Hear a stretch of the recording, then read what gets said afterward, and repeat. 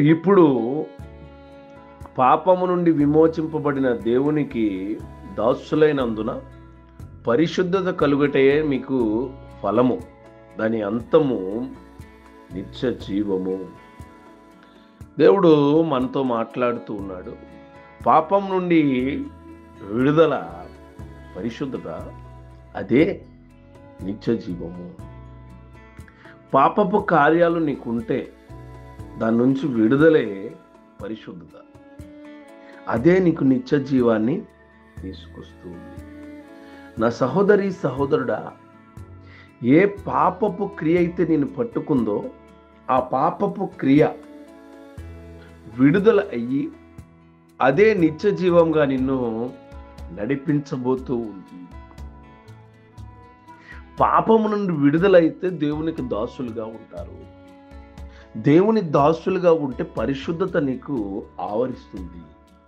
అదే నిత్య జీవంగా నిన్నుంచుతుంది. పవిత్రతకు, శాశ్వతమైన జీవానికి ఏకైక మార్గము దేవునికి బానిసలుగా మారడమే. ఆయన సొత్తు అయి, ఆయన స్వరానికి, ఆయన మాటకు, ఆయన క్రియలకు లోబడడానికి సిద్ధపాటే.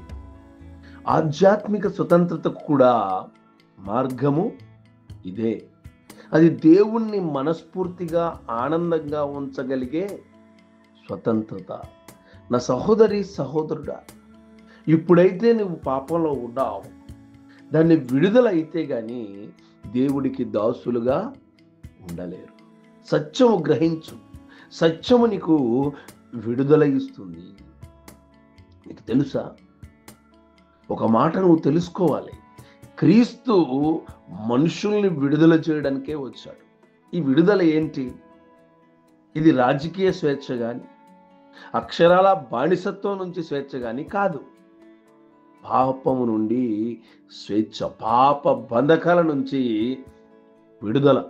దానితో పాటు అపరాధములనే తీర్పు నుంచి, శిక్ష నుంచి, దేవుని పవిత్ర ధర్మశాస్త్రము చేసే నేరారోపణ నుంచి, చావు భయం నుంచి, భవబంధాల నుంచి, ఆస్తిపాస్తుల కట్ల నుంచి, క్రీస్తును అనుసరించకుండా, దేవుణ్ణి సేవించకుండా అడ్డుపడే అన్ని సంఖ్యల నుంచి ఆయన మనకు విడుదలను అనుగ్రహిస్తాడు.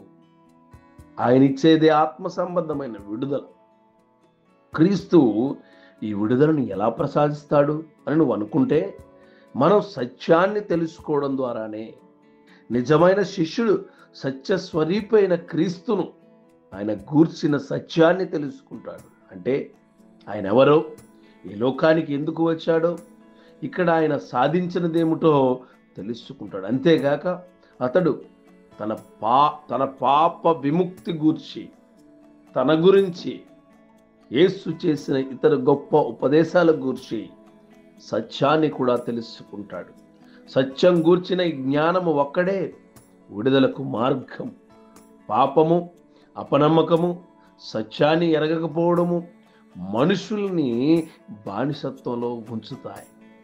వారికి విడుదల ప్రసాదించే ఒకే ఒక సత్యం, అదే క్రీస్తు ఇస్తున్న నిత్య జీవము. నా సహోదరి సహోదరుడా, ఇక ఉదయకాల సమయంలో పాపం నుంచి విడుదలై నీతి న్యాయాలకు దాసుడైతే క్రీస్తుకు దాసులైనట్లే.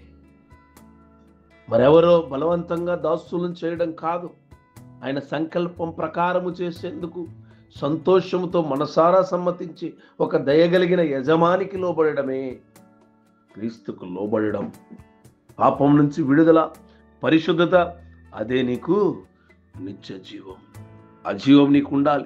ఆ జీవంలో నువ్వు బ్రతకాలి. ఆ జీవం ప్రకారమే నువ్వు నీ జీవితాన్ని జీవించాలి. ఉంటావు కదా? ప్రార్థన